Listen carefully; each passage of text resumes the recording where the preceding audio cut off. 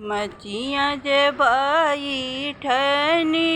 सासु होत बहू से रज करे बहू से रज करे हो मोरी बहुआ दे घलना की कबे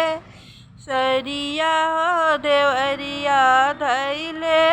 ठाड़ी हो देवरिया धैले ठाड़ी न हो अंगना बटोरतिन नदिया होत भाभी से रज कर भाभी से रज कर हो मोरी भाभी दे तू ना की कबे सरिया हो ललन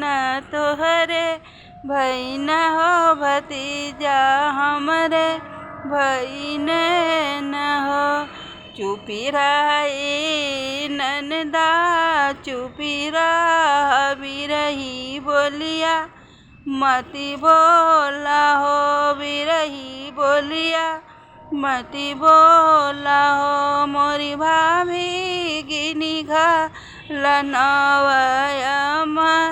हिनवा हो होरिलवा तुहरे होइया हो होरिलवा तुहरे होइया न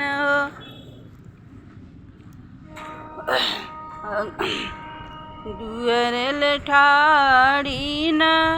नदिया होत भाभी से रज कर भाभी से रज कर हो मोरी भाभी के करे लगे सुतलु हरिलवा बड़ा सुंदर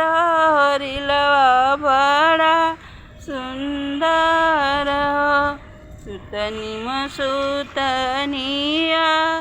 धोबी संगे अवरु दे वर संगे हो मोरी भाभी सपने मोरे ननदा सपने में सुतीला नैया हो होरिलवा बड़ा सुंदर हो होरिलवा